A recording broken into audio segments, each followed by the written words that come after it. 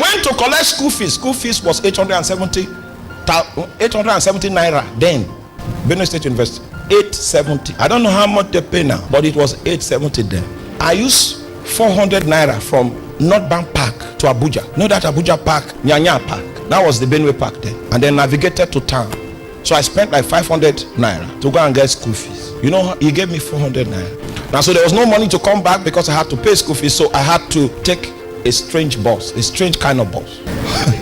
When we got to the bridge, the conductor slapped my head. Your money don't finish.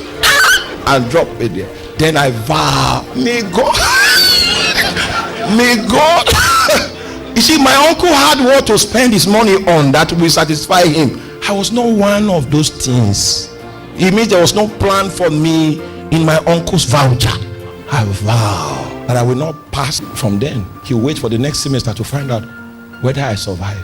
2 weeks after my vow, I entered a dry fast. I was still in the fast when a woman called me. She runs the biggest restaurant in Benue State University, and said she saw me in a dream that the charm that they put in her restaurant to stop people from coming, I was the only one that could remove it.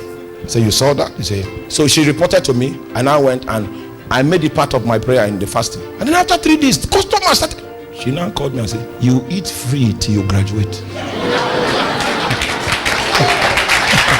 Guess what? Guess what? Guess what? Wait now, guess first. I didn't eat once. Not because I didn't want to eat. After she gave the offer, my elder sister's husband was caught up in a dream. He said, you must be the shepherd of that boy. He sent me 20,000. I stopped cooking.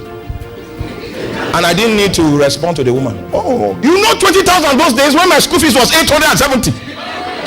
I became...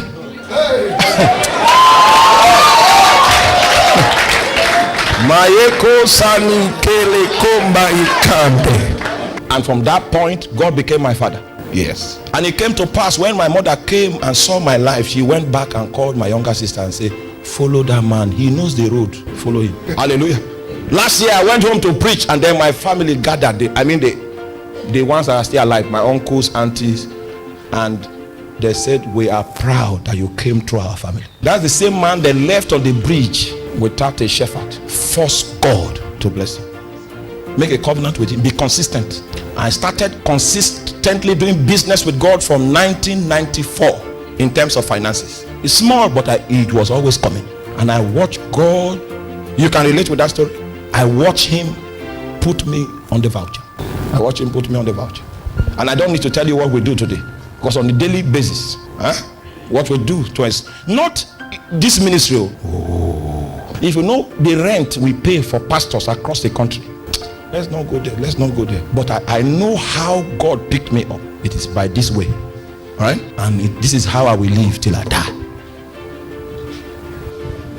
So tell your neighbor, first God to bless you.